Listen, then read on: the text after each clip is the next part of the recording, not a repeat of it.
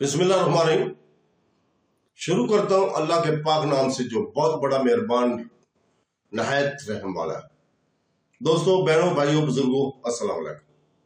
सुल्तान महमूद गजनवी की किस्त नंबर 37 में हम आपको बयान कर रहे हैं कौशल देवी और काशी कुमारी की तरफ पैगाम भेजना। तो दोस्तों, जो गोविंद राज के लिए कौशल देवी का रिश्ता मांगा जा रहा था उस वक्त, तो इसके लिए नया राजा जयपाल सानी रिश्ता देने के लिए तैयार है, लेकिन कौशल देवी ये शर्त रखी है कि यह रिश्ता इस जंग के बाद तय किया जाएगा, इसलिए कि इस जंग के बाद कौशल देवी का इरादा है कि वो जेर जमीन चली जाएगी। इसलिए कि हमारे लश्कर में एक सलार है, वो कौशल देवी की माँ का दूर का रिश्तेदार है और कौशल देवी और काशी कुमारी दोनों को अपनी बहन ख्याल करता है। लिहाजा जब ये खतरा गहरा हो जाएगा तो कौशल देवी की शादी गोविंद राज से कर दी जाएगी। तो कौशल देवी तय खाने में चली जाएगी और जब हालात किसी कदर दुरुस्त हो जाएंगे तो फिर वो आकर मामूल की जिंदगी के दिन गुजारने लगेगी। यहां तक कहने के बाद चंद वार का दोबारा अपने बात को आगे बढ़ाता वो कह रहा था, मेरे पास एक थैली भी है जो राजकुमारी कौशल देवी ने अपनी बहन काशी कुमारी के लिए भेजी है। इस थैली में क्या है ये तो मैं नहीं जानता और ना देखा है, वो मेरे पास अमानत और मैं इसे राजकुमारी काशी कुमारी तक पहुंचाना चाहता हूं। चांदवार का तब गौर से इसकी तरफ देखते हुए सुल्तान ने पूछ लिया, क्या काशी कुमारी तुम इस शक्ल से पहचानती है और तुम भी इसे पहचान पाओगे? इस पर चांदवार मुस्कुराया और कहने लगा, सुल्तान मोहतरम, मैं लाहौर के राजमहल के अंदर ही काम करता हूं। मेरी यह हैसियत महल के खादमों की सी है। राजकुमारी काशी कुमारी मुझे अच्छी तरह जानती है और मैं भी इन्हें पहचानता हूं। अगर हमारा सामना हो जाए तो ये खुद ही साबित हो जाएगा कि वो मुझे पहचानती है या नहीं। इस पर सुल्तान मुस्कुराया और चांदवार को मुखातिब कर कहने लगा, ये जो मेरे पहलू में जवान खड़ा है यही अब्दुल्ला करातगीन है, इससे मिलो, ये तुम्हें अपनी बीवी काशी कुमारी के पास ले कर जाएगा।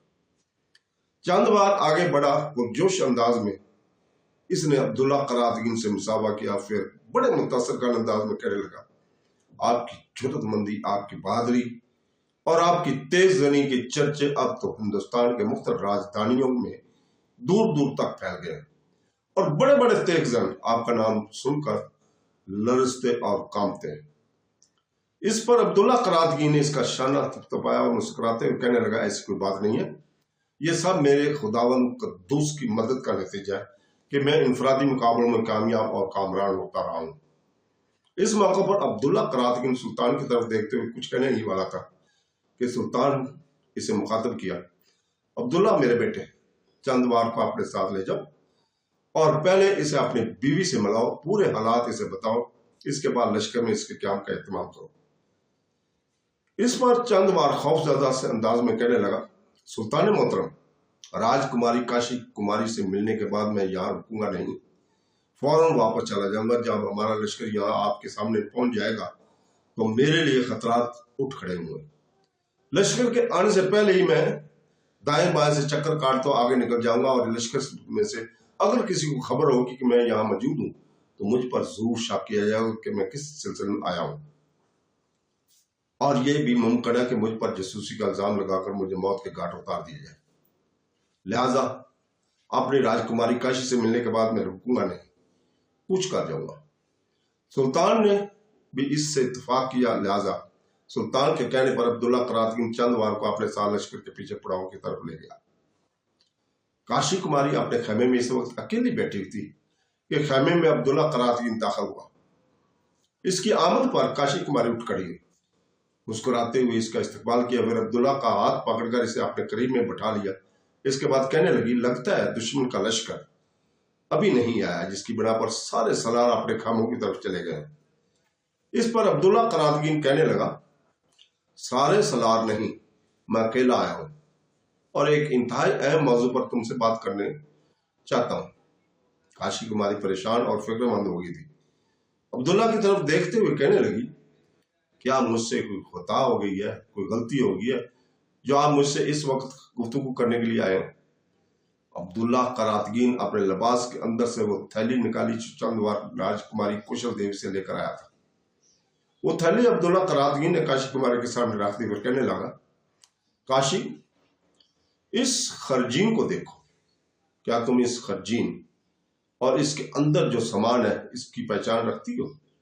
काशी कुमारी ने पहले खरजीन को गौर से देखा। इसके चेहरे पर तअज्जुब की लहरें फैली थी, आंखों के अंदर एक नई और अनोखी चमक पैदा हुई थी। इसके बाद जब इसने इस थैली को मुंह खोला तो थैली के अंदर जो सामान था इसे देखकर इसके हैरत की कोई इंतहा न रहे। फिर अब्दुल्ला करातगीन की तरफ देखते हुए कहने लगी, ये खरजीन आपने कहां से ली? ये खरजीन तो हमारी खानदानी है, और फिर इसके अंदर जो जौहरात और दूसरी कीमती सामान है ये मेरी माता, मेरी बहन कौशल देवी और मेरा है।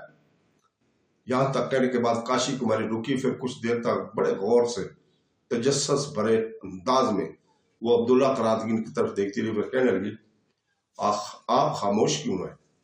बताए ना, ये खरजीन आपने कहां से ली? इसके अंदर जो सामान है ये आपको किसने दिया? काशी कुमारी की इस तजस्सुस को देखते हुए अब्दुल्ला करातगीन मुस्कुराया, फिर इसने बुलंद आवाज में कहा, अंदर आ जाओ। ये अल्फाज अदा करते ही खेमे के दरवाजे पर चंद बार नमूदार हुआ। इस वक्त अब्दुल्ला करातगीन ने काशी कुमारी की तरफ देखा, फिर कहने लगा, ढीली हुई उम्र का ये शख्स जो तुम्हारे खेमे के दरवाजे पर नमूदार हुआ है, क्या तुम इसे जानती हो? बड़ा खुशी का इजहार करते हुए काशी कुमारी अपनी जगह पर उठ खड़ी हुई। इसकी तरफ देखते हुए अब्दुल्ला करातगीन भी खड़ा हो गया था। फिर काशी कुमारी अपनी खुशी और अपने बेहद मुसरतों को काबू करते हुए कहने लगी, चंद बार इसका तल्लुक हमारे राजमाल से है। इस मौका पर काशी कुमारी का हाथ पकड़कर अब्दुल्ला करातगीन ने इसे अपनी जगह बैठा दिया, फिर दरवाजे की तरफ गया, चंद बार का हाथ पकड़कर अंदर लाया, इसे आपने करीब बैठाया। इसके बाद चंद बार ने पूरे हालात तफसील के साथ काशी कुमारी से कह दिया।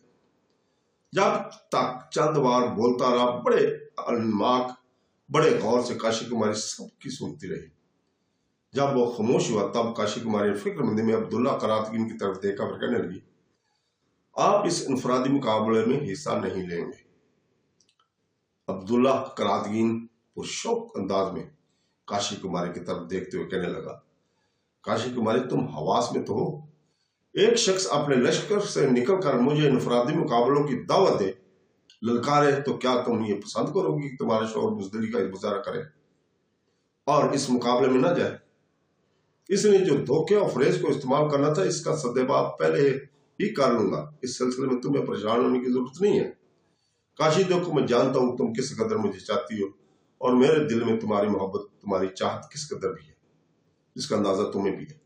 यहां तक कहते कहते अब्दुल्ला करातगीन को खामोश होना पड़ा, इसलिए कि काशी कुमारी फिर फिक्रमंद लहजे में कहने लगी, अगर ये बात है तो आप एक फालतू ढाल अपनी छाती पर लटका कर जाएंगे और किसी भी वक्त धोखा और फरेब से काम लेते हुए आपको अपने नेजे का निशाना बढ़ा सकता है।